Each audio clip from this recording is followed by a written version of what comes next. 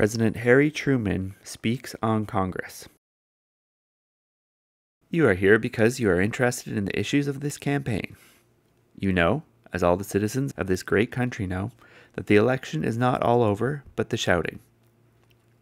That is what they would like to have you believe, but it isn't so. It isn't so at all. The Republicans are trying to hide the truth from you in a great many ways. They don't want you to know the truth about the issues in this campaign. The big fundamental issue in this campaign is the people against the special interests. The Democratic Party stands for the people. The Republican Party stands, and always has stood, for special interests.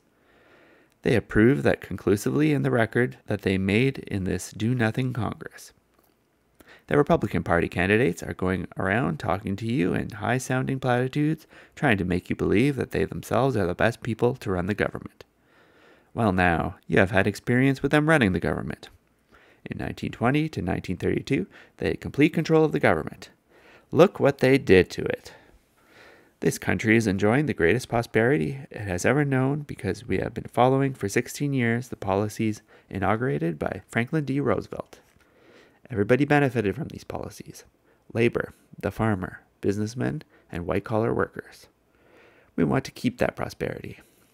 We cannot keep that if we don't lick the biggest problem facing us today, and that is high prices.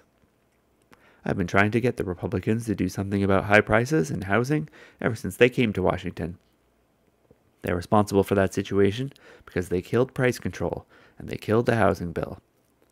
That Republican 80th Do-Nothing Congress absolutely refused to give any relief, whatever, in either one of those categories. What do you suppose the Republicans think you ought to do about high prices? Senator Taft, one of the leaders in the Republican Congress, said, if consumers think the price is too high today, they will wait until the price is lower. I feel that in time the law of supply and demand will bring prices into line. There is the Republican answer to the high cost of living. If it costs too much, just wait. If you think 15 cents is too much for a loaf of bread, just do without it and wait until you can afford to pay 15 cents for it. If you don't want to pay 60 cents for a pound of hamburger, just wait. That is what the Republican Congress thought you ought to do, and that is the same Congress that the Republican candidate for president said did a good job. Some people say I ought not to talk so much about the Republican 80th Do-Nothing Congress in this campaign. I will tell you why I will talk about it. If 2/3 of the people stay at home again on Election Day, as they did in 1946, if we get another Republican Congress like the 80th Congress, it will be controlled by the same men who controlled that 80th Congress. The Tabors and the Tafts, the Martins and the Hallecks would be the bosses. Same men would be the bosses, the same as those who passed the Taft-Hartley Act and passed the rich man's tax bill and took Social Security away from 1 million workers. Do you want that kind of administration? I don't believe you do.